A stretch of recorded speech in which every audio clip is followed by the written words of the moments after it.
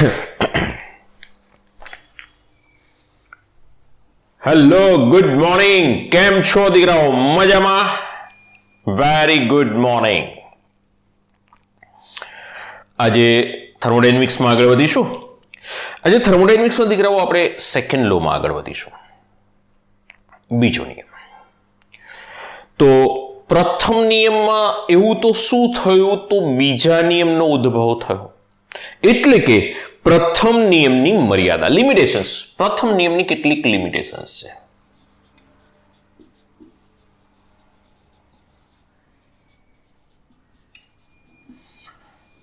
શું લિમિટેશન્સ છે? તો કે પહેલી લિમિટેશન એવી છે કે એણે એવું કીધું ખરું કે ઉર્જા એકમાંથી બીજામાં જાય ખરી, પરંતુ ઉર્જા ગરમથી ઠંડા પદાર્થ તરફ કે ઠંડાથી ગરમ પદાર્થ તરફ ક્યાં વહન પામે એના વિશેની માહિતી એ પ્રથમ નિયમ આપતો નથી. આ એવું કહે છે કે ભાઈ ઉષ્માનું વહન થાય છે, વાત સાચી છે, બરોબર છે. કઈ દિશામાં થશે દિશા નથી નક્કી કરતો. બીજી વસ્તુ ઇમ્પોર્ટન્ટ પોઈન્ટ છે કે પ્રક્રિયા આપમેળે થશે કે નહીં થાય. મારી લેંગ્વેજમાં કહું તો આપમેળે થાય કે બાપમેળે થાય, બરોબર છે. આપમેળે થશે કે નહીં એ પણ બી ચર્ચા નથી કરતો.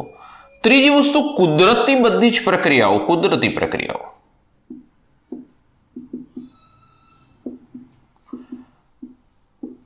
પ્રતિવર્તીપણે અપ્રતિવર્તી છે. સમજો, પ્રતિવર્તીપણે અપ્રતિવર્તી એટલે કે આપણે એવું કહી શકીએ કે કોઈ એક પ્રક્રિયા એક દિશામાં થાય છે તો આ આપમેળે થઈ રહી છે, પણ રિવર્સિબલ પ્રક્રિયા તો કે આપમેળે શક્ય નથી. પ્રતિવર્તીપણે આપમેળે શક્ય નથી. ચલો ને એવું લખીએ.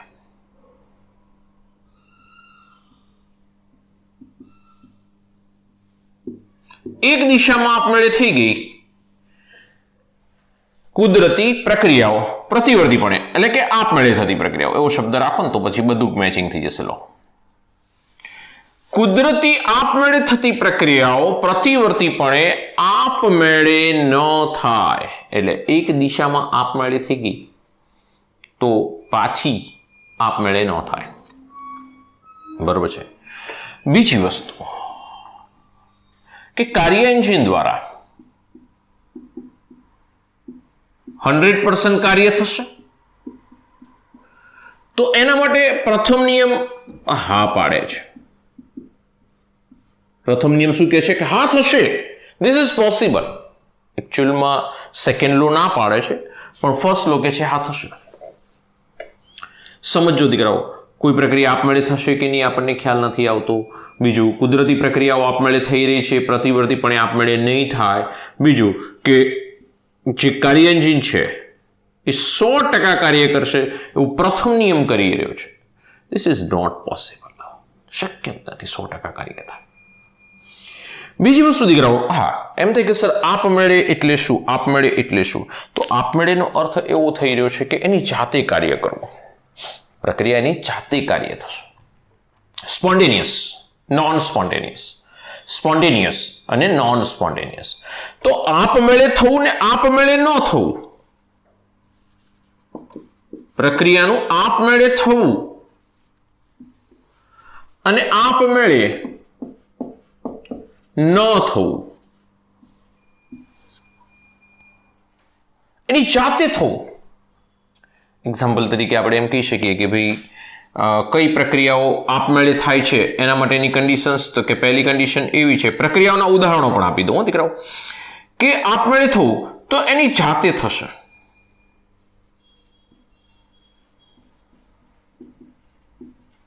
બીજી પ્રક્રિયાઓ એવી છે કે શરૂઆત આપણે કરાવડાવવી પડશે, એના પછી આપમેળે થશે. અને ત્રીજી પ્રક્રિયાઓ એવી છે કે જે એકચ્યુઅલમાં પ્રક્રિયા પરિસ્થિતિમાં એટલે કે ચોક્કસ પ્રક્રિયા વિશિષ્ટ પ્રક્રિયા પરિસ્થિતિ શબ્દ વાપરી શકીએ.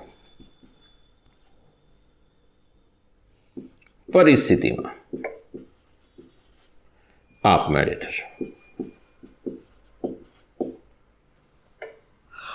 એની રીતે થશે એટલે કે ઓન બાય ઓન,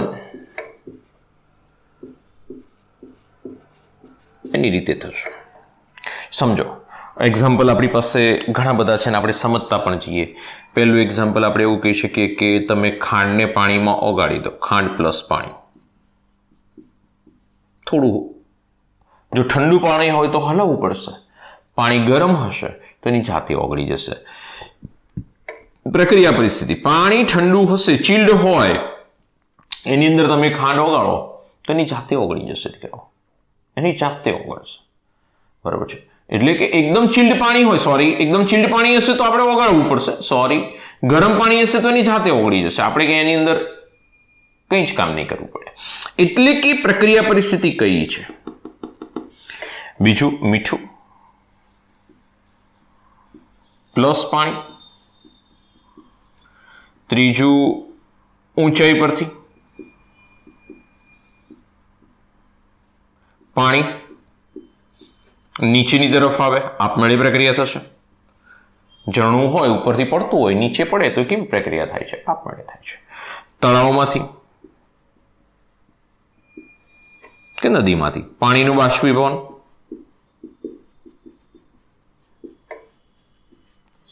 આપમેળે થતી પ્રક્રિયા છે. બરફ છે, બરફનું પાણીમાં રૂપાંતરણ આપમેળે થતી પ્રક્રિયા છે. તમે સમજો કે બરફમાંથી પાણી આપમેળે થાય છે, પણ ક્યારે? વિશિષ્ટ પ્રક્રિયા પરિસ્થિતિમાં. સમજો, હવે આ સમજવાનું છે.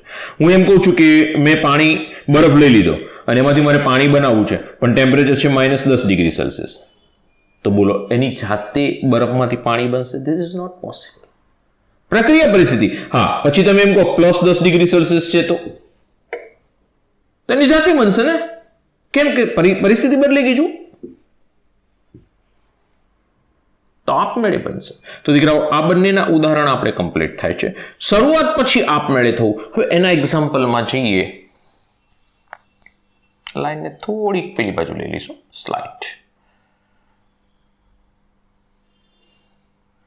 ઉદાહરણ તરીકે C+O2 કાર્બન છે એને સળગાવવાનું સ્ટાર્ટ કરીએ તો CO2 બને. પણ એક વખત સળગાવવો પડે, પછી એની જાતે સળગ્યા કરશે. ઇનિશિયલ શરૂઆતમાં આપણે ધક્કો મારવો પડશે. કેલ્શિયમ કાર્બોનેટ છે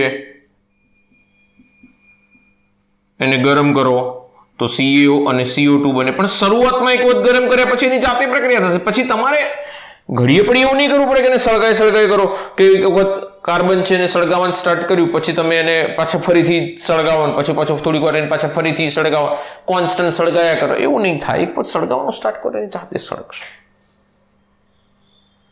બરાબર છે. પછી આની અંદર બીજા ઘણા બધા ઉદાહરણ છે કે શૂન્યાવકાશમાં હવાનું વિસ્તરણ, વાયુનું મિશ્રણ,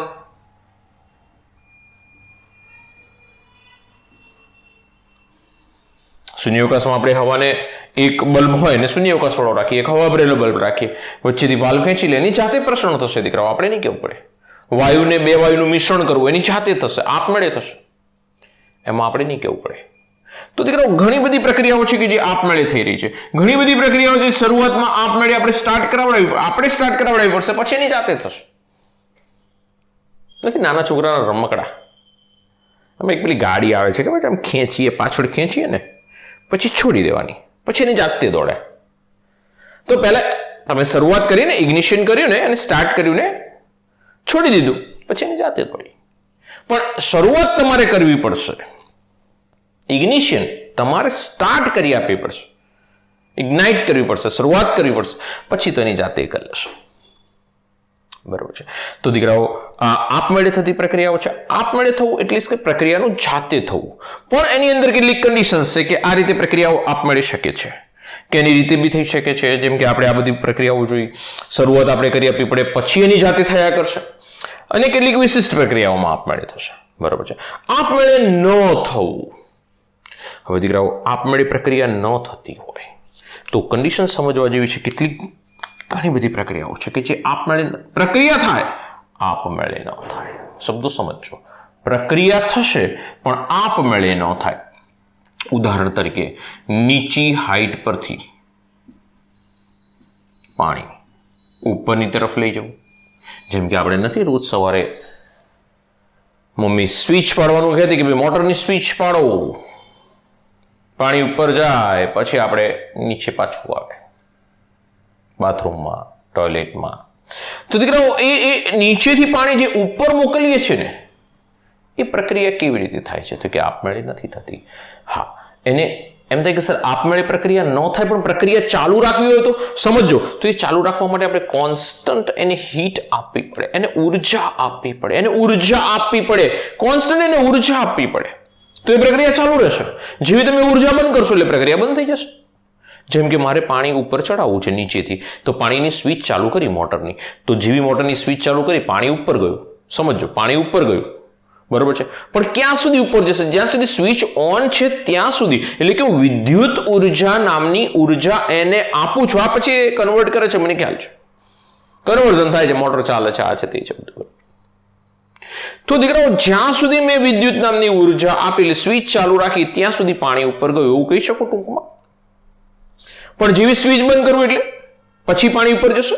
એક વખત મેં સ્વિચ ચાલુ કરીને પાણી ઉપર ચડાવી દીધું, પછી હું સ્વિચ બંધ કરી દઉં, પછી આ પાણી ઉપર જાય જ કરશે. આ ઉભા રહેવા જોયા કરો, આ પાણી ઉપર જાય જ છે, કોન્સ્ટન્ટ જાય છે. This is not possible.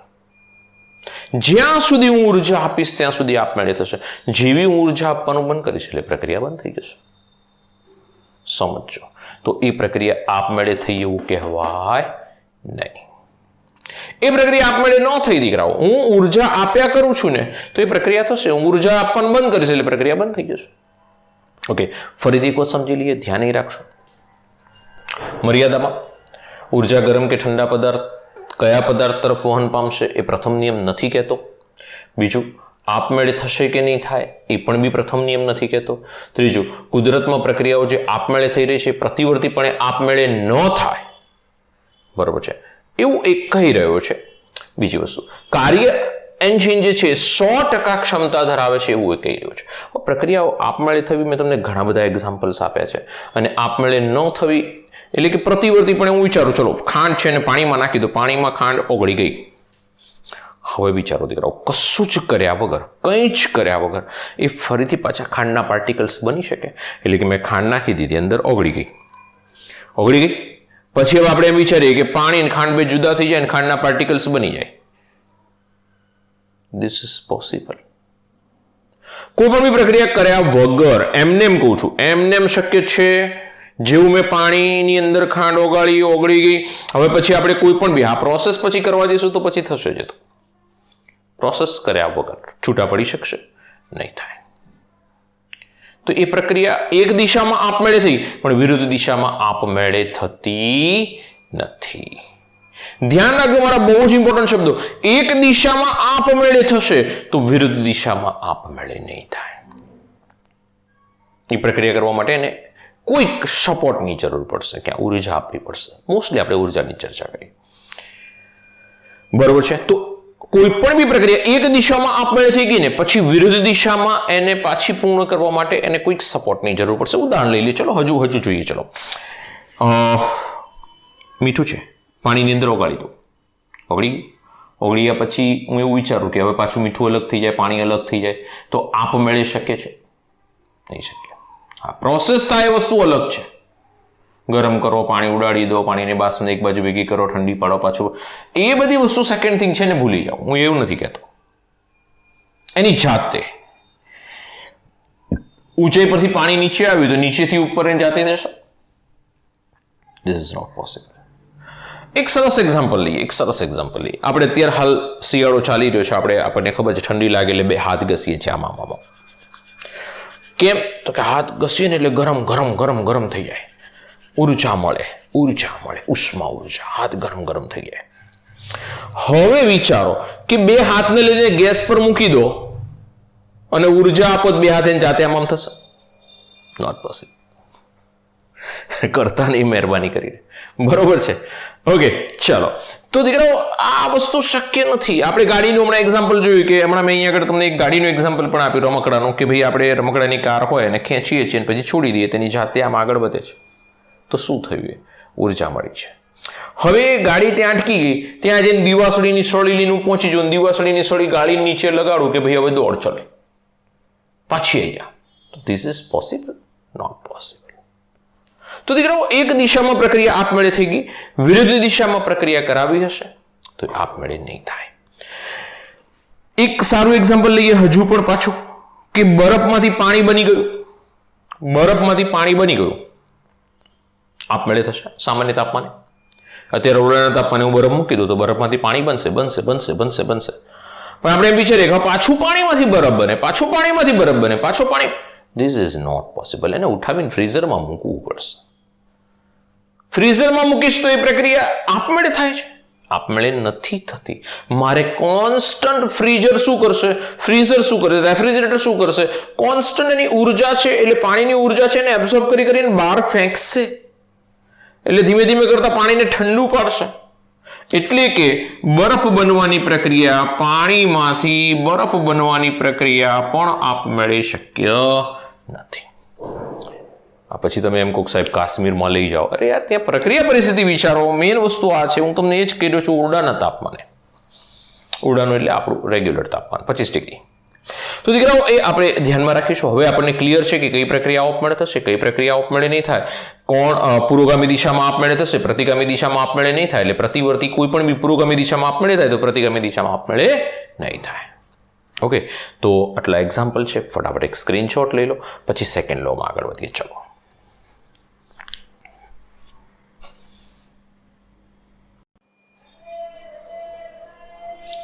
ચાલો બીજા નિયમમાં આગળ વધીશું. પ્રક્રિયાનું આપમેળે થવું કે આપમેળે ન થવું એ આપણે સમજી લીધું. કઈ પ્રક્રિયાઓ આપમેળે થાય છે એક્ઝામ્પલ ઘણા બધા લીધા અને હજુ ઘણા બધા એક્ઝામ્પલ છે. એટલું ધ્યાન રાખજો દીકરાઓ કે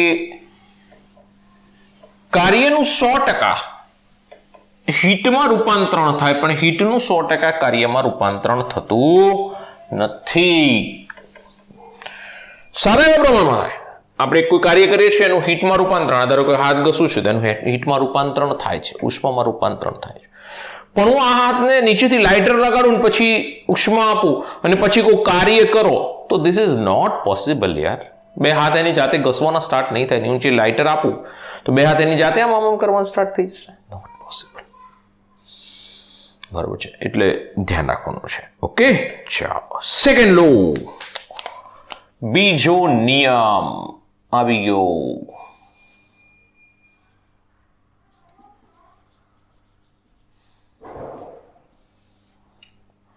બીજો નિયમ છે ને, એની અંદર દીકરાઓ કઈ પ્રક્રિયા આપમેળે થશે કે નહીં થાય એના માટેની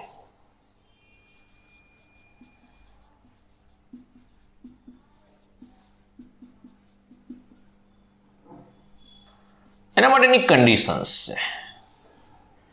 એના માટે આપણને સેકન્ડ લો 3 પરિબળોની ચર્ચા કરવાનું કહે છે. પહેલું પરિબળ છે એન્થાલ્પી, ફેરફાર, ડેલ્ટા એચ. બીજું પરિબળ છે એન્ટ્રોપી, ફેરફાર,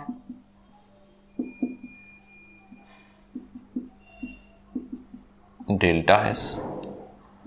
અને ત્રીજો પરિબળ છે ગિબ્સ મુક્ત ઉર્જા ફેરફાર, ડેલ્ટા જી. એન્થાલ્પી ફેરફાર ડેલ્ટા એચ, એન્ટ્રોપી ફેરફાર ડેલ્ટા એસ, ગિબ્સ મુક્ત ઉર્જા ફેરફાર ડેલ્ટા જી. આ 3ના આધારે કઈ પ્રક્રિયા આપમેળે થશે કે નહીં થાય એ બીજા નિયમથી આપણે સમજાવી શકીશું. આપણે હવે આ 3 પરિબળોનો અભ્યાસ કરવાનો છે વન બાય વન.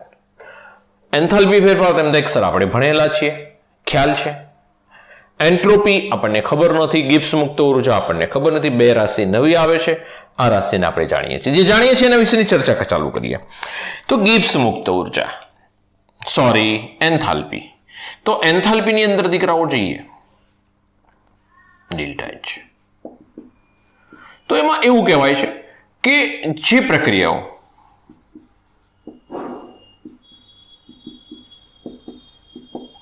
ઉષ્મા ગુમાવે તે પ્રક્રિયાઓ આપમેળે થાય। એટલે કે ડેલ્ટા એચ નેગેટિવ હશે, ઉષ્મા ગુમાવે એટલે કે ઉષ્માક્ષેપક પ્રક્રિયાઓ હશે। ઉષ્માક્ષેપક પ્રક્રિયાઓ હશે કે જે આપમેળે થતી હશે। સમજો, ડેલ્ટા એચ નેગેટિવ એટલે કે ઉષ્માક્ષેપક પ્રક્રિયાઓ કે જે આપમેળે થઈ રહી છે, એની જાતે થઈ રહી છે। ડેલ્ટા એચ નેગેટિવ તો એ ઉષ્માક્ષેપક પ્રક્રિયા। તો એમ દેખ સર એવું કેમ થાય? તો આપણે એક ઉદાહરણ લઈજો। એ gives B પ્લસ ઉર્જા, આ ઉષ્માક્ષેપકનું ઉદાહરણ થયું, સમજો। હવે એમ દેખે સર આની અંદર એવું કેમ કહેવાય કે આ પ્રક્રિયા આપમેળે થાય છે?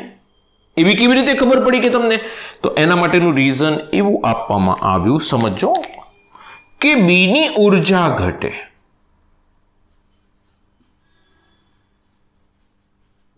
અને ઉર્જા ઘટે ને દીકરાઓ એટલે સ્થિરતા વધે।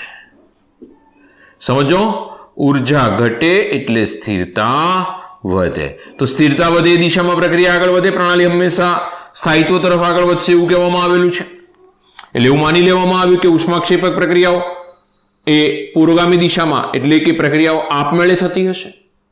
ઉષ્માક્ષેપક પ્રક્રિયાઓ કે જે આપમેળે થશે। કેમ આપમેળે થશે? ફરીથી સમજો, બહુ સારું રીઝન છે, સારું કારણ છે કે એ ઉર્જા ગુમાવે એટલે નિપજની સ્થિરતા વધે અને પ્રણાલી હંમેશા સ્થિરતા પ્રાપ્ત કરવા પ્રયત્ન કરે, એટલે કે આ પ્રક્રિયા આપમેળે થશે।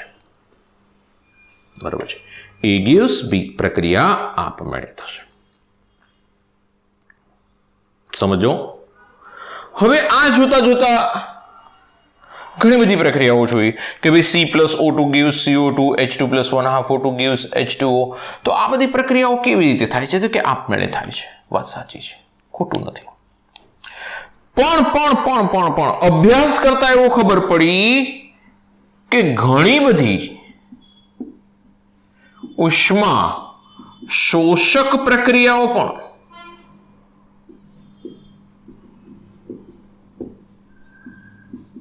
આપમેળે થાય। ઘણી બધી કેવી રીતે? એક્ઝામ્પલ નંબર 1 ઘણી બધી ઉષ્મા શોષક પ્રક્રિયાઓ આપમેળે થાય। એક્ઝામ્પલ શું આપીશું? હમણાં જ મેં આપ્યું, બરફમાંથી પાણી। બરફ ઉષ્મા મેળવે, શેમાં રૂપાંતરણ થાય? પાણીમાં। બોલો કેવી રીતે થતી પ્રક્રિયા છે? આપમેળે થતી પ્રક્રિયા છે। તો આ પ્રક્રિયા કેવી છે? ઉષ્મા શોષક। તો પણ બી પ્રક્રિયા કેવી રીતે થાય છે? આપમેળે થાય છે। સમજો, પાણીનું બાષ્પમાં રૂપાંતર,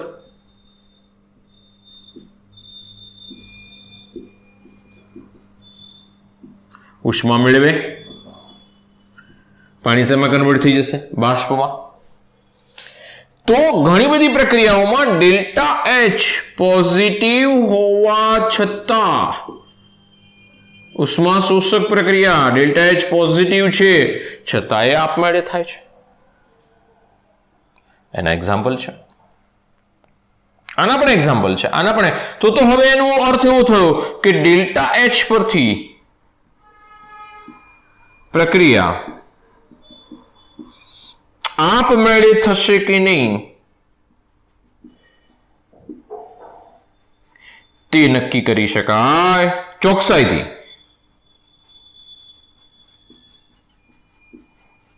કારણ કે આપણે એવું માનીને બેઠા કે બધી ઉષ્માક્ષેપક પ્રક્રિયાઓ છે આપમેળે થાય એટલે શોષક પ્રક્રિયાઓ આપમેળે ન થાય એવું કહેતા હતા,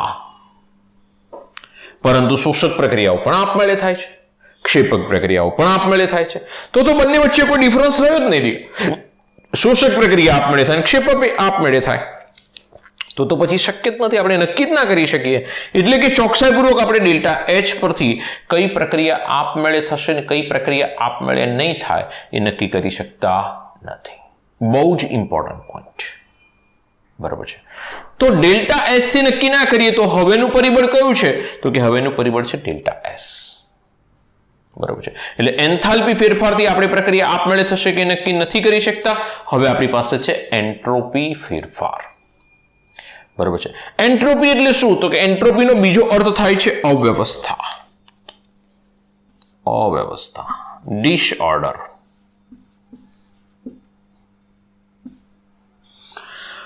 અવ્યવસ્થા કે જે મોસ્ટલી સિસ્ટમ એ તરફ જ આગળ વધે. મોટા ભાગની પ્રક્રિયાઓ જો અવ્યવસ્થા તરફ આગળ વધે છે. તમારે સરસ મજાની રજા હોય અને તમે ઘરે બેઠા હોય તો તમે બોલો અવ્યવસ્થા વધારો કે વ્યવસ્થા વધારો? અવ્યવસ્થા જ વધારો છો. ટીવી ચાલુ કરીને બેસી જાઓ, ઘડીકમાં બીજું કરો, ત્રીજું કરો, બરોબર છે, પણ વ્યવસ્થિત રીતે વાંચવા બેસી જાઓ છો તો એ વ્યવસ્થિતતા વધારી કહેવાય. This is not possible. હંમેશા અવ્યવસ્થિતતા તરફ. 99% છોકરાઓ સમય બગાડવામાં જતા હોય, 1% છોકરા છે કે કદાચ જ વ્યવસ્થિતતા તરફ વધે, એટલે કીધા વગર વાંચવા બેસી જાય. બરોબર છે. તો એ દીકરાઓ એ આપણી પાસે શું થઈ ગઈ? અવ્યવસ્થા. હંમેશા સિસ્ટમ અવ્યવસ્થા તરફ આગળ વધશે, ડિસઓર્ડર તરફ આગળ વધશે. બરોબર છે. ચર્ચા આગળ કરીશું. ફટાફટ એક સ્ક્રીનશોટ લઈ લો. હવે એન્ટ્રોપી.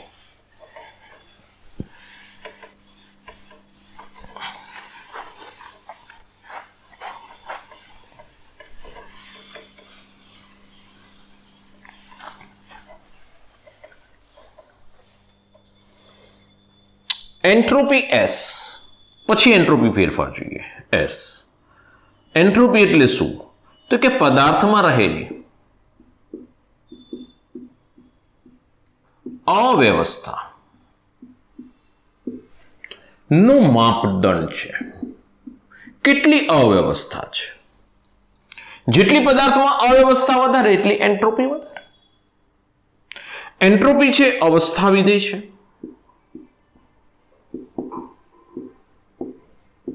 એન્ટ્રોપી છે માત્રાત્મક ગુણધર્મ ધરાવે છે.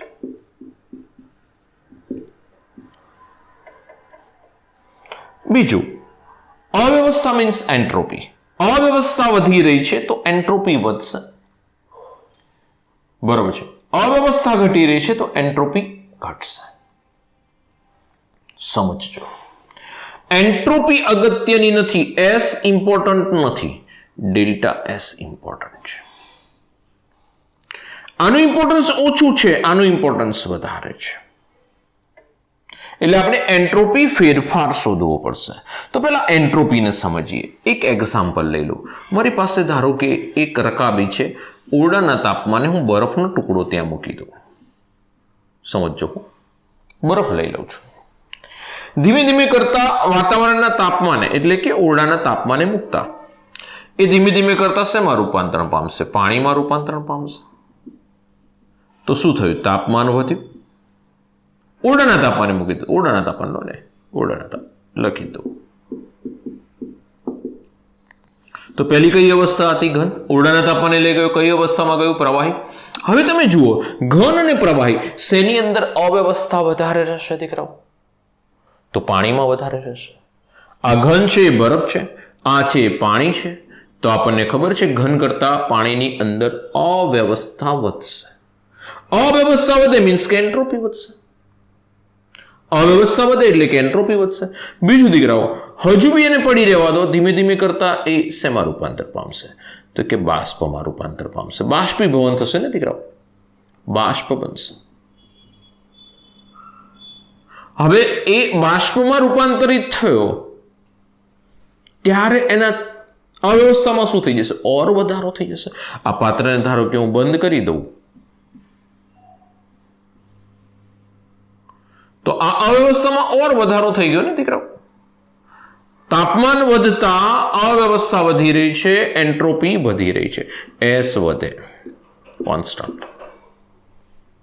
સમજો, બરફ કરતા પાણીમાં અને પાણી કરતા બાષ્પમાં, વાયુ અવસ્થામાં અવ્યવસ્થા વધારે હશે. હવે આપણે મગજમાં ક્લિયર જોઈએ કે તાપમાન વધે છે તો એન્ટ્રોપી વધી રહી છે. તાપમાન વધે છે તો એન્ટ્રોપી વધી રહી છે. બીજું, ઘન પ્રવાહી અને વાયુ અવસ્થા તરફ જઈએ તો પણ બી અવ્યવસ્થામાં વધારો થાય છે, તો પણ બી એન્ટ્રોપીમાં વધારો થઈ રહ્યો છે. હવે આપણે એક એક્ઝામ્પલ એવું લઈએ કે જેની અંદર એન્થાલ્પીનો ફેરફાર શૂન્ય થતો હોય પરંતુ પ્રક્રિયા આપમેળે થાય. આપણે ગઈકાલે કીધું હતું કે ડેલ્ટા એચ નેગેટિવ હોય તો પ્રક્રિયા આપમેળે થાય. મારી પાસે એક આઇસોલેટેડ એટલે બંધ પાત્ર છે. આ બંધ પાત્ર છે. બંધ પાત્રની અંદર એકની અંદર મેં વાયુ ભરી દીધો અને બીજા પાત્રની અંદર મેં શૂન્યાવકાશ રાખ્યો છે. સમજો, હું શૂન્યાવકાશ રાખેલો છે. હવે જેવું પણ બી હું વાલ્વ ઓપન કરીશ, શું થશે? વાલ્વ ઓપન કરતા શું થશે? તો કે વાલ્વ ઓપન કરીશ એટલે અહીંનો વાયુ ધીમે ધીમે કરતા આ બાજુ થવાની શરૂઆત કરશે. પહેલા વાયુને એક જ ગોળામાં ફરવાની જગ્યા હતી. હવે વાયુ કેટલા ગોળામાં ફરી રહ્યો છે? 2 ગોળામાં ફરશે. એક સિમ્પલ એક્ઝામ્પલ કહી દઉં કે તમે જ્યારે વર્ગખંડમાં હાજર હોવ છો, 60 સ્ટુડન્ટ એક ક્લાસમાં બેઠેલા હોય, જ્યારે અમારી હાજરી હોય, શિક્ષકની હાજરી હોય, ત્યારે કેવી પરિસ્થિતિ આવે દીકરાઓ? કે ભાઈ છોકરાઓ વ્યવસ્થિત બેઠેલા હશે એટલે એની અંદર અવ્યવસ્થા 0 હશે. બરોબર છે. પરંતુ એ છોકરાઓને શિક્ષક નીકળે પછી એવું કહેવામાં આવે કે દીકરાઓ આ રૂમ બી છે ને બાજુનો રૂમ પણ છે, જેને જ્યાં બેસવું હોય ત્યાં બેસી શકે છે, જ્યાં જઈ શકે છે. તરત જ શું થશે? અવ્યવસ્થામાં વધારો થઈ જશે. પહેલા આપણે એવું કહી શકતા હતા, ધારો કે શિક્ષક હોય તો એવું કહી શકે કે આ જ રૂમમાં છોકરાઓ બેઠા છે, પણ એમને જ્યારે 2 રૂમ ફાળવી દેવામાં આવે ત્યારે કહી ન શકાય કે કયું સ્ટુડન્ટ ક્યાં બેઠેલું હશે. અવ્યવસ્થામાં વધારો થઈ ગયો દીકરાઓ. જગ્યા જેવી વધારે મળી એટલે અવ્યવસ્થા વાયુની વધી ગઈ. હવે આની અંદર આપણે એવું કહી શકીએ છીએ કે આમાં ઉષ્માનો ફેરફાર શું થાય છે? તો કે delta H is equal two 0. તો પણ બી પ્રક્રિયા આપમેળે થઈ રહી છે. જુઓ તમે, એટલા માટે તો આપણે કીધું કે ડેલ્ટા એચ ને હવે સાઈડ પર મૂકો, આપણે કોન્સન્ટ્રેટ થઈશું એન્ટ્રોપી પર. કે ડેલ્ટા એચ 0 છે છતાં પણ પ્રક્રિયા તો કેવી રીતે થઈ રહી છે? આપમેળે થઈ રહી છે, એની જાતે થઈ રહી છે દીકરાઓ. ફરીથી ધ્યાન રાખજો, આની અંદર વાયુ ભરેલો હતો, આ શૂન્યાવકાશ વાળો ગોળો હતો, વાલ્વ ખેંચી લીધો, વાયુનું પ્રસરણ બંને ગોળામાં થયું. ક્યાં સુધી થયું? જ્યાં સુધી બંને બાજુના દબાણ સમાન થાય ત્યાં સુધી. બંને બાજુના દબાણ સમાન થાય ત્યારબાદ આ વાયુનું પ્રસરણ સંતુલન સ્થિતિ પ્રાપ્ત કરશે, એટલે આગળ નહીં થાય. બધો વાયુ નહીં થાય, બધો વાયુ આમ જતો રહેશે. This is not possible. એ વખતે ડેલ્ટા એચ ઉષ્માનો કોઈ ફેરફાર થયો નથી. તો દીકરાઓ એ સમયે ડેલ્ટા એચ બરાબર 0 થયો, પણ પ્રક્રિયા તો આપમેળે થઈ, એની જાતે થઈ. આપણે વાલ્વ ખેંચી લીધું, એની જાતે પ્રક્રિયા થઈ. બરાબર છે. તો દીકરાઓ આ જે છે ને એ વખતે ડેલ્ટા એચ 0 થઈ ગયો, પ્રક્રિયા આપમેળે થઈ રહી છે, એટલે કહી રહ્યા છે કે હવે આપણે એન્થાલ્પીને ક્યાંય કેલ્ક્યુલેશનમાં લેતા નથી. પ્રક્રિયા આપમેળે થશે કે નહીં એના માટે. તો હવે આપણે કોને ધ્યાનમાં રાખીને આગળ વધીશું? તો કે એન્ટ્રોપીને. એન્ટ્રોપી વધે છે, અવ્યવસ્થા વધે છે. એન્ટ્રોપી મીન્સ અવ્યવસ્થાનો માપદંડ. બરાબર છે. તાપમાન વધ્યું, અવ્યવસ્થા વધી, એન્ટ્રોપી વધશે. અવસ્થા બદલાશે, અવ્યવસ્થા બદલાશે, એન્ટ્રોપી બદલાશે. બરાબર છે. ઘનથી પ્રવાહીથી વાયુ. ઓકે, તો ફટાફટ એક સ્ક્રીનશોટ લઈ લો દીકરાઓ. અને આપણે વ્યાખ્યા જોઈ લીધી, ઉદાહરણો સમજ્યા, એના પછી આપણે આગળ વધીએ. એન્ટ્રોપીની અંદર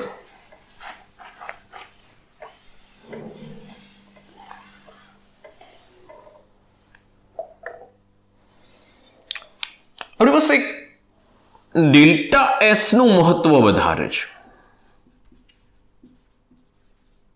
આપણે એસ ની ગણતરી નથી કરી શકતા, આપણે ડેલ્ટા એસ ની ગણતરી કરીએ છીએ. એમ થાય કેવી રીતે ડેલ્ટા એસ ની ગણતરી કરીએ હમણાં બતાવું. પણ ડેલ્ટા એસ છે શું? તો delta S it is equal two S final minus S initial. શરૂઆતની જે પણ બી એન્ટ્રોપી છે એને અંતિમ એન્ટ્રોપીમાંથી બાદ કરી નાખીશું એટલે ડેલ્ટા એસ ફાઇનલ મળશે. બરાબર છે, ડેલ્ટા એસ મળશે. બીજી વસ્તુ ખૂબ ઇમ્પોર્ટન્ટ પોઈન્ટ આજનો, delta S it is equal to Q reversible by T. આપણે ગઈકાલે એટલે કે લાસ્ટ આગળના પોર્શનમાં ચર્ચાઓ કરી છે, એમાં એવું કીધેલું છે કે તાપમાન વધે ને તો એન્ટ્રોપી વધે. સમજો, તાપમાન વધે તો એન્ટ્રોપી વધે. કારણ કે બરફ છે એ ધીમે ધીમે કરતા આપણને ખ્યાલ છે કે બરફ પાણીમાં કન્વર્ટ થાય, પાણી બાષ્પમાં કન્વર્ટ થાય. તો આમ જઈએ છીએ એમ શું થાય છે તો કે તાપમાન વધે છે. હા, તાપમાન વધે. આમ જઈએ એમ શું થાય તો કે એન્ટ્રોપી વધે, તો કે એન્ટ્રોપી બી વધે. તાપમાન અને એન્ટ્રોપી બંને વધી રહ્યા છે, પણ અહીંયા આગળ તમે જુઓ તાપમાન છે વ્યસ્ત જતું રહ્યું. Delta S is equal to Q reversible by T. ઘણા બધા છોકરાઓ અહીંયા આગળ હેરાન થાય છે. આ જે છે મેથેમેટિકલ સ્ટેપ છે દીકરા, હવે એને સમજીએ. સમજો. આને સમજવા માટે આપણે એક સૌથી પહેલા એક ઉદાહરણ લઈ લઈએ. આપણે પહેલા એવું કીધું હતું, સમજો કે બરફ છે એ આપણી પાસે આ રીતે વ્યવસ્થિત ગોઠવણી ધરાવતો હશે, પણ જ્યારે એનું તાપમાન વધે, આ છે બરફ, તાપમાન વધે ધીમે ધીમે શેમાં કન્વર્ટ થઈ જશે તો કે પાણીમાં કન્વર્ટ થઈ જશે. એટલે કે એક્સપાન્ડ થયો, ફેલાઈ ગયો. સમજો, એમાંથી બાષ્પ બને એટલે વધારે ફેલાશે. ફેલાયો, અવ્યવસ્થા વધી. જેમ જેમ સ્પ્રેડ થાય છે, જેમ જેમ ફેલાય છે, અવ્યવસ્થામાં વધારો થાય છે. એટલે કે બરફે વાતાવરણમાંથી ઉષ્મા મેળવી ક્યુ, અને એ ઉષ્માથી જો ઉષ્માને હવે બે ભાગમાં ડિવાઈડ કરીશું. એક ભાગ એવો છે જે એક્સપાન્ડ કરવામાં વપરાશે અને એક ભાગ ઉષ્માનો એવો હશે કે જે ટેમ્પરેચર વધારશે. સમજો, હજુ મારા શબ્દો સમજો. એક ભાગ ઉષ્માનો એવો હશે કે જે પ્રણાલી છે એનું એક્સપાન્ડ કરશે, એટલે કે ફેલાવશે, અવ્યવસ્થા વધારશે. જેમ ફેલાશે એમ અવ્યવસ્થા વધશે. જેમ કે પાણી છે તો પાણીમાંથી બરફ છે તો બરફમાંથી પાણી બન્યું, પાણીમાંથી પાણીની બાષ્પ બને છે. આપણે આ ઉદાહરણ લીધું જ છે. તો આ શું થઈ રહ્યું છે? એક્સપાન્ડ થઈ રહ્યું છે. તમે તાપમાન વધારો છો, ઉષ્મા આપો છો એટલે તાપમાન વધે, પણ તાપમાનમાં જે વધારો થઈ રહ્યો છે ઓછો છે. એ જે પણ બી ઉષ્મા મેળવે છે ને એ એક્સપાન્ડ થવામાં વાપરી નાખે છે. ઉદાહરણ સમજો, એક સરસ ઉદાહરણ લઈએ. મારી પાસે ધારો કે એક પ્રણાલી છે. આ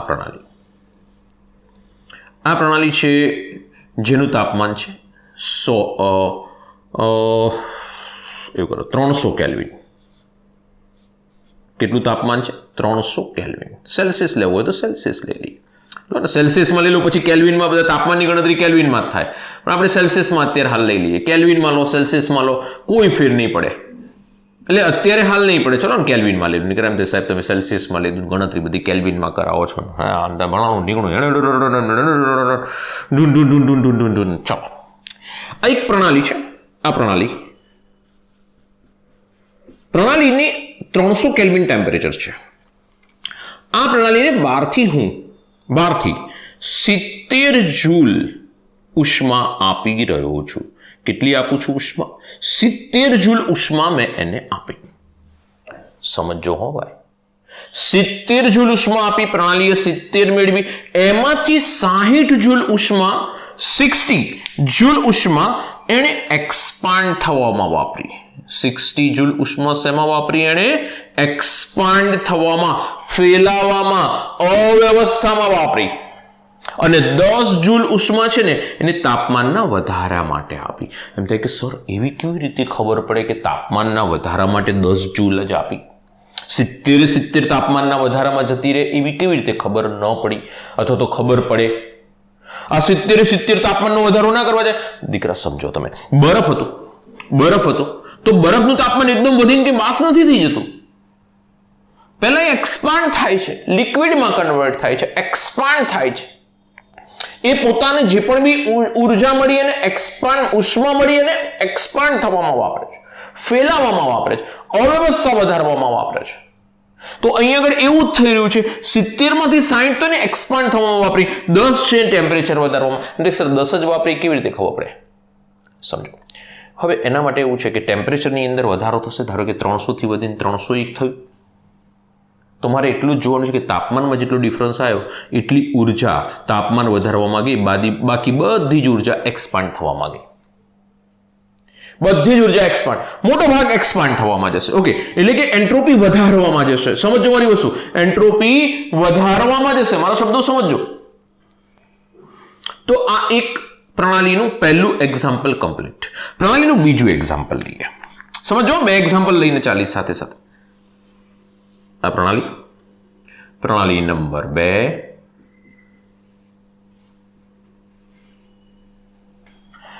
આનું તાપમાન છે 600 કેલ્વિન. કેટલું ટેમ્પરેચર છે? 600 કેલ્વિન. અહીંયા આગળ પણ 70 જૂલ ઉષ્મા આપવામાં આવે. એમાંથી 60 જૂલ ઉષ્મા પ્રણાલી શેમાં વાપરે છે? એક્સપાન્ડ થવામાં વાપરે, એટલે ખર્ચો કરે, એક્સપાન્ડ ફેલાવવામાં ખર્ચો કરે, ફેલાવો સ્પ્રેડ કરો. 60 જૂલ ઉષ્મા એક્સપાન્ડ થવામાં વાપરશે. ઉષ્મા ઉર્જા 60 જૂલ એક્સપાન્ડ થવામાં વાપરે. અહીં બી 60 જૂલ વપરાય, અહીં પણ 60 જૂલ વપરાય. સમજો. હવે કેવી ઘટના બને છે? ફટાફટ આટલાનો એક સ્ક્રીનશોટ, ઉપરનો ભાગ સાફ કરી નાખો, રવા દો, વાંધો નહીં. હવે શું થઈ રહ્યું છે તો કે આપણી પાસે તાપમાન હતું દીકરાઓ, તાપમાન હતું 100 ડિગ્રી સેલ્સિયસ અને એ વખતે પ્રણાલીએ એક્સપાન્ડ થવા માટે 60 જૂલ વાપરી. 100 ડિગ્રી સેલ્સિયસ માટે હું આગળ વધીશ. સોરી, ડિગ્રી સેલ્સિયસ નથી લીધા, કેલ્વિન જ લીધા છે. 300 કેલ્વિન. એક 300 કેલ્વિન માટે ગણતરી છે, એક 600 કેલ્વિન માટે ગણતરી છે. ઓકે, ચલો અહીં આગળ 60 જૂલ ઉષ્મા મેં આપી. યસ, આ જે ઉષ્મા છે ને, આ જે 60 જૂલ ઉષ્મા આપી એને કહેવામાં આવે છે ક્યુ રિવર્સેબલ. કઈ ઉષ્મા છે? ક્યુ રિવર્સેબલ. કેટલી છે? 60 જૂલ. કે જે પ્રણાલીમાં દાખલ થઈ શકે, અવસ્થા બદલો તો બહાર નીકળી શકે. રિવર્સેબલ છે. 60 જૂલ. અહીં બી ક્યુ રિવર્સેબલ કેટલી છે? 60 જૂલ. તો 60 જૂલ છે એ ક્યુ રિવર્સેબલ છે. ધ્યાન રાખજો, ક્યુ રિવર્સેબલ છે, 60 જૂલ છે. એ બી લખી દઉં. Q reversible it is equal to 60 joule.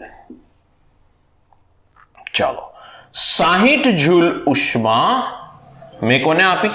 300 kelvin તાપમાને આપી. એટલે કે 300 કેલ્વિનમાં 60 જૂલ ઉષ્મા આપી, તો 1 કેલ્વિન ટેમ્પરેચરનો વધારો કરવા માટે કેટલી ઉષ્માની જરૂર પડશે? ત્રિરાશી ઊંધી છે, કહેતા હોય તો સીધી કરી નાખું, એરો આમ કરી નાખું. 300 કિલો જૂલ થી 300 કેલ્વિન તાપમાનમાં 60 જૂલ ઉષ્મા આપી, તો 1 કેલ્વિન તાપમાનમાં કેટલી ઉષ્મા એના ભાગમાં આવશે? તો આપણને મળશે 60 ડિવાઇડેડ બાય 300. 630 1/5 0.20. એકમ શું આવશે? તો એકમ છે આનો જૂલ ને આનો કેલ્વિન. જૂલ પ્રતિ કેલ્વિન. તો જૂલ પ્રતિ કેલ્વિન એટલે કે અહીંયા આગળ શું થઈ ગયું? જૂલ કોનો એકમ છે? ક્યુ રિવર્સેબલ. કેલ્વિન કોનો એકમ છે? ટેમ્પરેચર. તો ઇટ ઇઝ ડેલ્ટા એસ. સમજો દીકરાઓ, આપણે ડેલ્ટા એસ શોધી શકીએ છીએ, એસ નહીં. એટલે ક્યારના બૂમો પાડ કરીએ છીએ, એસ નું મહત્વ નથી, ડેલ્ટા એસ નું મહત્વ વધુ છે. બીજું સંબંધ જુઓ, તમારી સામે જ છે. સંબંધ કેવો છે? જો તમારી સામે છે, પ્રતિ કેલ્વિન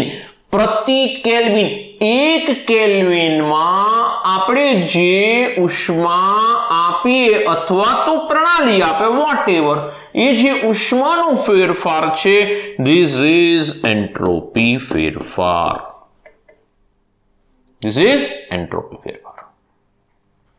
તો અહીંયા આગળ મારી પાસે શું છે સમજો તમે. 60 રૂપિયા છે મારી પાસે. સમજો, બીજી વસ્તુ સમજો.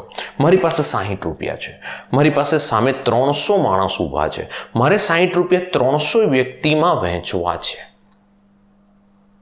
બરોબર છે? તો એક જણના ભાગમાં 20 પૈસા જેવું આવશે. સમજો. હવે એવું ને એવું હું આગળ વધું કે અહીંયા આગળ ક્યુ રિવર્સેબલ કેટલો છે ભાઈ? ક્યુ રિવર્સેબલ કેટલો છે? 60.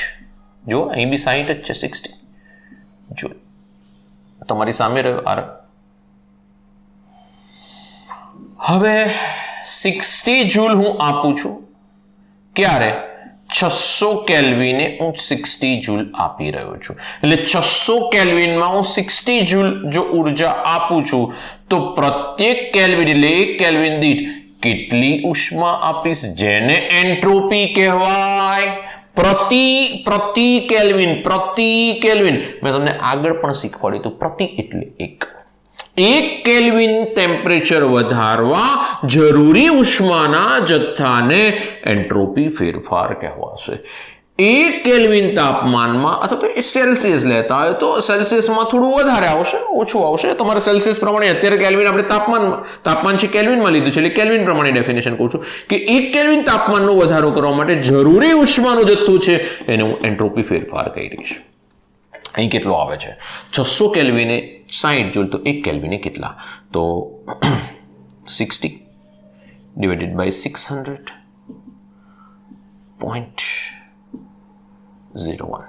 એકમ શું આવશે? જૂલ પ્રતિ kelvin. This is delta S joule Q reversible તાપમાન. ડેલ્ટા એસ એન્ટ્રોપી ફેરફાર મને અહીંથી મળશે. This is delta S. તમે જોઈ શકો ટેમ્પરેચર ઓછું હતું તો દરેકના ભાગમાં વધારે રૂપિયા આવ્યા, એન્ટ્રોપી ફેરફાર વધારે આવ્યો. પણ જો ટેમ્પરેચર વધારે હતું એટલે કે 600 વ્યક્તિ ઊભા છે અને મારે 60 રૂપિયા વહેંચવા છે તો દરેકના ભાગમાં 10 પૈસા જશે. બરોબર છે. અહીં આગળ વધારે જતા હતા, અહીં આગળ ઘણા બધા ઓછા જશે. બરોબર છે. અહીં ઘણા બધા ઓછા જશે સાપેક્ષમાં. તમારી સાપેક્ષમાં જોઈ શકો તમે ઘણું બધું ઓછું થઈ રહ્યું છે. 0.01 પૈસા જેવું થઈ ગયું. બરાબર છે. તો દીકરાઓ અહીં આગળ આપણી પાસે ઘણું બધું ઓછું છે. 1/10 સોરી 0.1 આવશે. 0.1.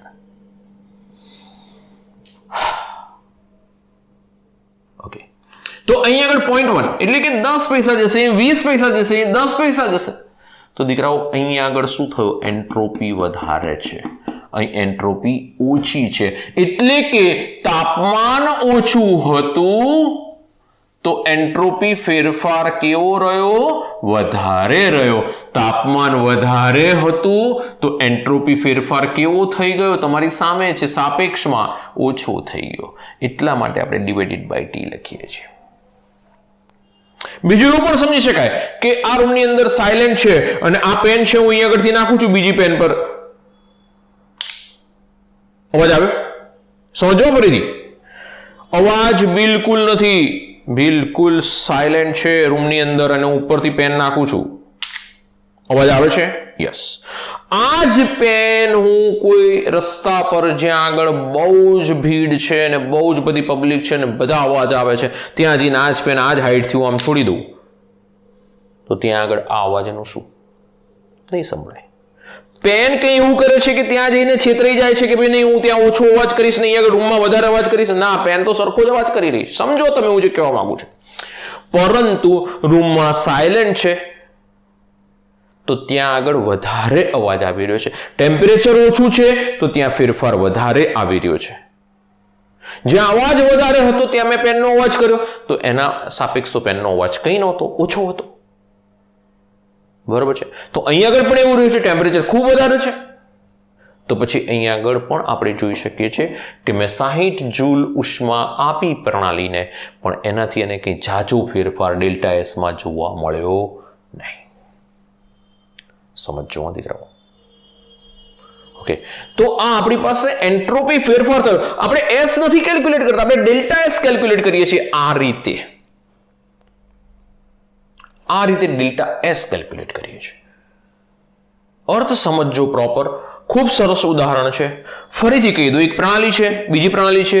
એક પ્રણાલીનું તાપમાન 300 કેલ્વિન, બીજાનું 600 કેલ્વિન છે. આપણે બંનેમાં 70 જૂલ ઉષ્મા આપી, એમાંથી 60 જૂલ એમને એક્સપાન્ડ કરવામાં વાપરી. મારા શબ્દો સમજો, એક્સપાન્ડ કરવામાં વાપરી. 10 નો ઉપયોગ ક્યાં કરે? ટેમ્પરેચર વધારવામાં. ટેમ્પરેચર વધારવાની ચર્ચા આગળ જતા કરીશું પછી. બરોબર છે. ટેમ્પરેચર વધારવામાં 10 જૂલ વાપરી, 60 જૂલ જતી રહી, એણે આને એક્સપાન્ડ કરવામાં વાપરી, એન્ટ્રોપીમાં વાપરી, અવ્યવસ્થા વધારવામાં વાપરી. તો એ 60 જૂલ એને વાપરી. અહીં આગળ પણ એને 60 જૂલ ઉષ્મા વાપરી અવ્યવસ્થા વધારવામાં. પણ અહીં 60 જૂલ કેટલાની હતી? 300. અહીં 60 જૂલ કેટલા હતી? 600. તો તમે અહીં 60 એ 300 ને 60 એ 600. તો અહીં આગળ તમે જોઈ શકો કે તાપમાન ઓછું હતું તો મને અવ્યવસ્થા વધારે જોવા મળી. તાપમાન વધારે હતું તો અવ્યવસ્થા મને ઓછી મળી. સાપેક્ષ તમે જોઈ શકો છો. એન્ટ્રોપી એટલે પ્રતિ કેલ્વિન ઉષ્માનો ફેરફાર. પ્રતિ કેલ્વિન જોઈશો તમે. પ્રતિ કેલ્વિન ઉષ્મા. બીજું ક્યુ રિવર્સેબલ છે ને આવું પણ કહી શકો. This is mathematical step. અચળ દબાણે જો પ્રક્રિયા થતી હશે તો Q reversible it is equal to QP. QP is equal to delta H. જો અચળ દબાણે પ્રક્રિયા થતી હશે તો સમદાબી અચળ દબાણ તો આપણે કહી શકીશું delta S is equal to delta H by T. ધ્યાન રાખજો હું એ પણ delta H by T. Delta S અલગ અલગ સ્વરૂપમાં અલગ અલગ પ્રણાલીની અવસ્થામાં અલગ અલગ સમીકરણ સ્વરૂપમાં આપણે લખી શકીએ છીએ. તો એ લખીએ પહેલા ફટાફટ એક સ્ક્રીનશોટ લઈ લો દીકરાઓ. ખૂબ ઇમ્પોર્ટન્ટ મુદ્દો છે, ખૂબ ઇમ્પોર્ટન્ટ. કારણ કે ભલભલા છોકરાઓ અહીંયા આગળ થાપ ખાતા હોય છે. દરેકના મગજમાં એમ છે એસ નથી શોધી શકાતો તો ડેલ્ટા એસ કેવી રીતે આવે, એસ નું મહત્વ નથી તો ડેલ્ટા એસ નું કેમ આવ્યું. તો ડેલ્ટા એસ દીકરાઓ અહીંથી મળે છે. આ રીતે આપણે આ રીતે શોધીશું. બરોબર. એસ મીન્સ અવ્યવસ્થા, બીજું કંઈ નહીં. અવ્યવસ્થાનો માપદંડ. અવ્યવસ્થા જ્યાં વધારે છે ત્યાં એન્ટ્રોપી વધારે, અવ્યવસ્થા ઓછી ત્યાં એન્ટ્રોપી ઓછી. બરોબર છે. ચલો ફટાફટ એક સ્ક્રીનશોટ લઈ લો પછી તરત મુદ્દામાં આગળ વધીએ. ઝડપ કરશો. હવે દીકરાઓ ડેલ્ટા એસ ની અંદર સ્વયંભૂયતા માટે આગળ વધીએ કે ડેલ્ટા એસ ને હંમેશા કેવી રીતે એના પરથી સ્વયંભૂયતા નક્કી થાય, કેવી રીતે એવું થાય કે પ્રક્રિયા આપમેળે થશે કે નહીં થાય એ નક્કી થશે. તો એના માટે સ્વયંભૂયતા માટે શબ્દો ધ્યાન રાખજો. સ્વયંભૂયતા આપમેળે થવું, સ્પોન્ટેનિયસ. તો એના માટે એવું કહે છે કે ડેલ્ટા એસ તમારે સિસ્ટમ શોધવી પડે એટલે પ્રણાલીની એન્ટ્રોપી શોધવી પડે, એન્ટ્રોપી ફેરફાર, પ્લસ પર્યાવરણનો એન્ટ્રોપી ફેરફાર શોધવો પડે, system plus surrounding. It is greater than 0 જો બંનેની પ્રણાલીનો સરવાળો બંનેની એન્ટ્રોપીનો સરવાળો 0 કરતા વધારે થાય તો પ્રક્રિયા આપમેળે થશે. આ પ્રક્રિયા આપમેળે થાય. ઉદાહરણ આપી દઉં. બરફમાંથી ઓરડાના તાપમાને પાણી, ઓરડાના તાપમાને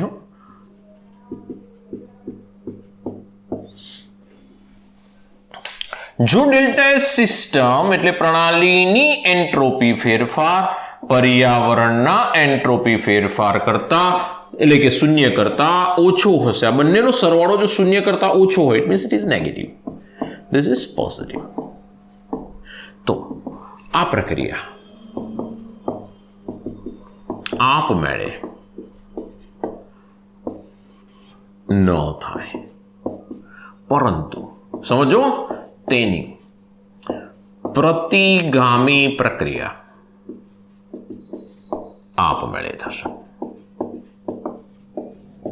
એ સાહેબ આવું કેવું સમજો. આ નેગેટિવ છે એટલે એનું ઊંધું કરું શું થઈ જાય, પોઝિટિવ થઈ જાય. એટલે આ પ્રક્રિયા છે, ધારો કે મારી પાસે છે પાણી, પાણીમાંથી ઓરડાના તાપમાને હું કહું બરફ બનાવો, ઓરડાના તાપમાને,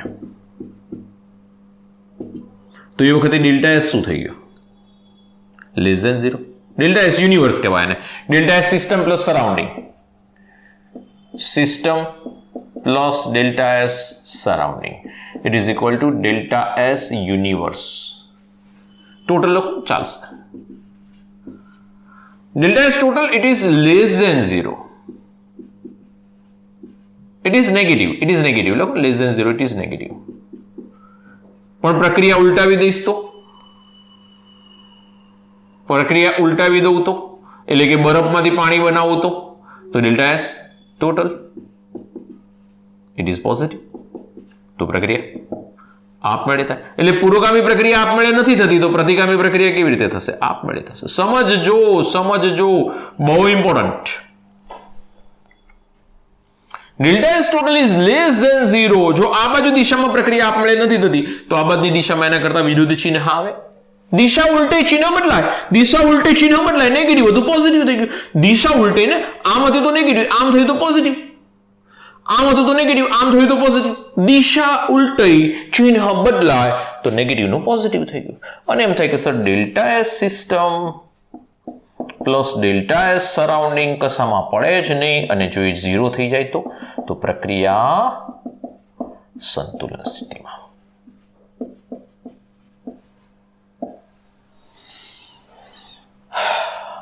બરાબર છે. તો પ્રક્રિયા સંતુલન ઇક્વિલિબ્રિયમમાં હશે, સંતુલન સ્થિતિમાં હશે. બીજું દીકરાઓ આપણે એક વસ્તુ એવી પણ જોઈ શકીએ કે પ્રણાલીની અવસ્થા બદલાતા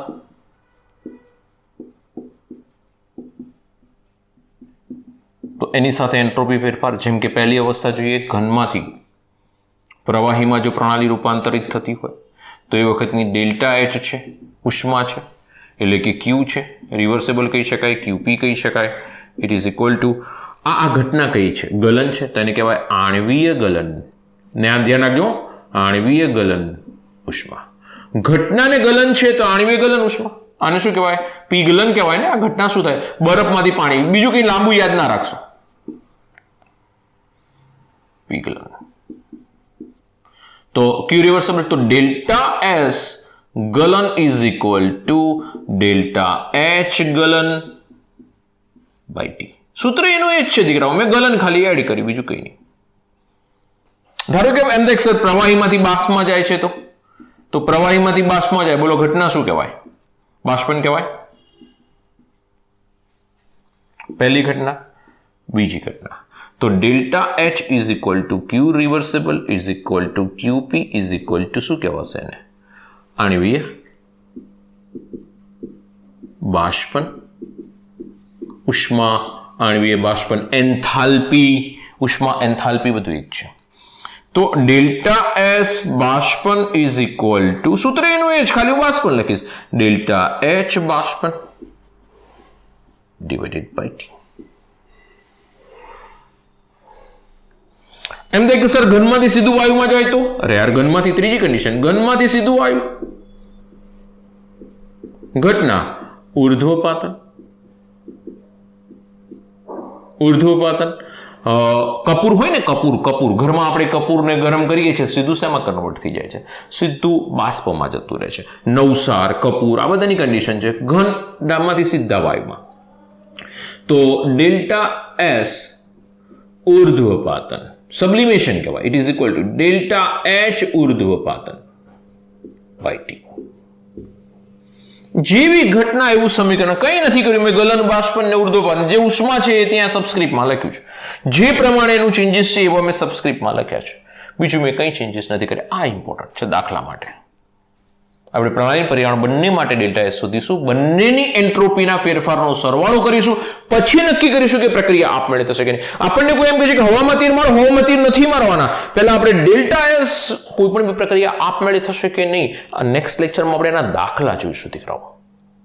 એની અંદર એવું કહેશે કે આ પ્રક્રિયા આપમેળે થાય છે કે નહીં, સાબિત કરો. બરફમાંથી પાણી બને છે, આપણે જોઈએ છે કે આપમેળે બને છે, આપણે સમજાવીએ છીએ ખરા આપમેળે બને, પણ એને સાબિત કરો. હનુમાન દાદાએ કીધું એટલે બની જાય, ભગવાને કીધું એટલે બની જાય. નો ડાઉટ ભગવાને કીધું એટલે બને જ, પણ આપણે એને સાબિત કરવું પડશે. This is true. આપણે સાબિતી કરવી પડશે કે નહીં, આ ઘટના થાય છે તો આ રીતે આપણે સાબિત કરીએ છીએ કે આવું જ થાય. તો ડેલ્ટા એસ થી આપણે સાબિત કરીશું કે 100% બરફનું પાણીમાં રૂપાંતરણ આપમેળે થાય છે, આપમેળે થાય છે. બરાબર છે. ફટાફટ એક સ્ક્રીનશોટ લઈ લો દીકરાઓ, ફટાફટ સ્ક્રીનશોટ. આજે આટલે સુધી રાખીશું. Thank you. Have a nice day. Fantastic દિવસ છે તમારો. હવે આપણે એન્ટ્રોપીના એક્ઝામ્પલ કરીશું નેક્સ્ટ લેક્ચરમાં, સમજીશું ફરીથી એન્ટ્રોપીને પાછા અને આ સૂત્રોનો યુઝ કરીશું. ફટાફટ એક સ્ક્રીનશોટ લઈ લો. ફેન્ટાસ્ટિક દિવસ છે, બહુ સરસ ભણજો, સરસ તૈયાર કરજો. એન્ટ્રોપીને બિલકુલ છોડતા નહીં, બહુ સારી રીતે એક્ઝામમાં પૂછાય છે. બરાબર છે. ફટાફટ સ્ક્રીનશોટ લો.